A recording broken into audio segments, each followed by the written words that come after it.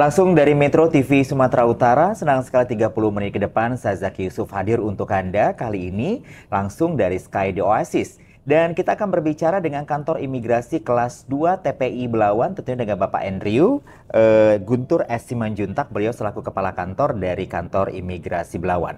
Kita akan coba berbicara selama 30 menit ke depan ini, berbicara tentang hal-hal apa saja atau pencapaian apa saja yang sudah dilakukan oleh kantor imigrasi kelas 2 TPI Belawan di tahun 2024 ini. Selamat siang Pak Guntur. Selamat siang.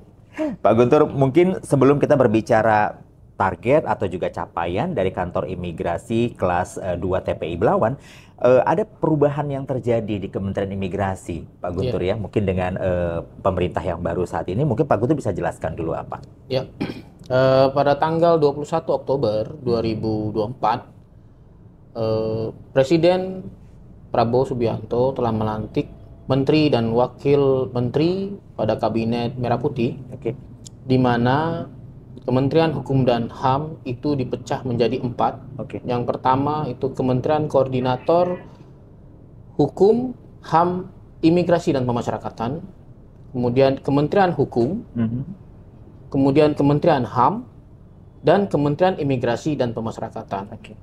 Nah, Direktorat Jenderal Imigrasi itu berada di bawah naungan Kementerian Imigrasi dan Pemasyarakatan.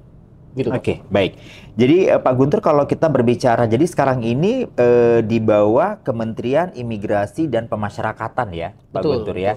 Dan selanjutnya kita akan coba berbicara seperti apa pencapaian yang telah dicapai oleh kantor imigrasi kelas 2 TPI Belawan, berbicara tentang paspor sendiri Pak Guntur. Sampai saat ini sebenarnya kantor imigrasi Belawan telah mencetak berapa paspor, karena erat kaitannya dengan paspor yang diterbitkan oleh kantor imigrasi Belawan, itu sebuah pencapaian di tahun 2024 ini ya Pak Guntur ya. Silakan Pak. Kantor imigrasi Belawan menerbitkan 2 jenis paspor. Yang pertama kan paspor elektronik dan paspor non elektronik.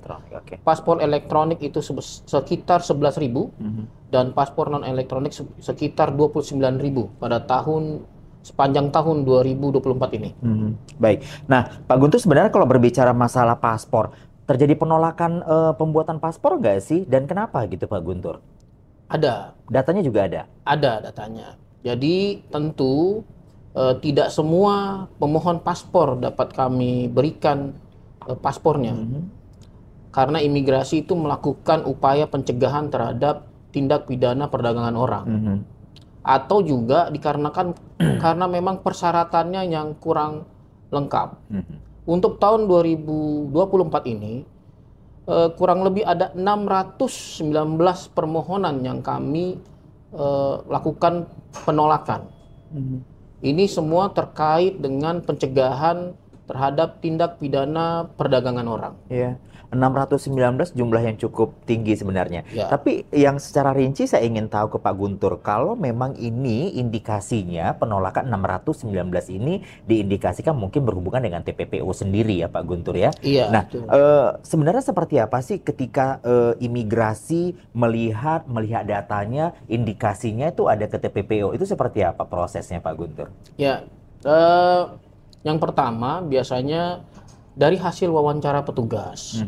Apabila petugas melihat pemohon paspor tersebut dari hasil wawancara terindikasi akan menjadi korban, maka biasanya petugas akan melakukan pendalaman dalam wawancara. Mereka akan diteruskan ke bidang namanya Inteldakim. Dari sanalah akan terlihat bahwa apakah memang pemohon ini merupakan calon korban atau sudah terindikasi dengan tindak pidana perdagangan orang. Seperti itu, Pak. Menarik sebenarnya karena tadi kita sudah membuka berbicara masalah paspor yang ditolak 619 itu karena ada indikasi berhubungan dengan TPPO atau tindak pidana perdagangan orang ya Pak Guntur ya. Nah, beberapa waktu mungkin di tahun 2024 ini apakah sosialisasi yang berhubungan dengan TPPO juga dilakukan oleh kantor imigrasi kelas 2 TPI Belawan ini sendiri Pak Guntur? Tentu Pak, itu perlu sekali. Jadi kami melakukan beberapa upaya sosialisasi. Yang pertama, kantor imigrasi Belawan itu pada saat permohonan paspor di pagi hari, itu memang petugas dari kantor imigrasi Belawan melakukan penjelasan atau melakukan penjabaran tentang bahaya dari tindak pidana perdagangan orang. Oke. Sehingga masyarakat yang ataupun calon pemohon paspor yang pada saat situasi dia akan menjadi korban, dia teredukasi ataupun bisa mengadu kepada petugas imigrasi pada saat wawancara. Kemudian kami melakukan pendekatan kepada pelajar, khususnya SMA, yang mereka akan tamat, pelajar-pelajar SMA yang akan tamat ini kita edukasi, kita beritahu modus-modusnya, bagaimana cara masuknya sindikat-sindikat ini, bagaimana mereka itu merayu melalui dengan cara upaya misalnya kemudahan bekerja, kemudian gaji yang besar. Nah, itu kita perlu edukasi pelajar-pelajar SMA ini. Nah, di sisi lain juga kami melakukan edukasi kepada ibu-ibu PKK. Di kecamatan yang di wilayah kerja kantor imigrasi Belawan. Karena apa? Karena kalau ibu-ibu ini tidak dikasih edukasi juga, maka upaya yang dilakukan oleh anaknya yang untuk menghindari diri ini tidak akan bisa tercapai tanpa ada dorongan dari keluarga. Iya, betul. Makanya kami edukasi juga kepada ibu-ibunya supaya satu, ibu-ibunya tahu modus-modusnya atau cara-cara agen-agen ataupun sindikat ini masuk. Yang kedua, kalaupun sudah mereka masuk, tidak dikucilkan, tidak dimarahi ataupun tidak dibiarkan, tapi diedukasi dan dilaporkan kepada tanggung jawabnya sampai ke sana ya. Iya, itu keluarga sangat penting di sini untuk mencegah terjadinya tindak pidana perdagangan orang ini. Baik, Pak Guntur, kita harus break dulu. Di segmen kedua nanti kita coba bicara sebenarnya dari wilayah kerja kantor imigrasi kelas 2 TPI Belawan ini sendiri, mana sebenarnya menjadi lumbung tindak pidana perdagangan orang sendiri. Tapi nanti di segmen kedua. Anda jangan kemana-mana, tetap bersama kami di Metro TV, kita kembali sesaat lagi.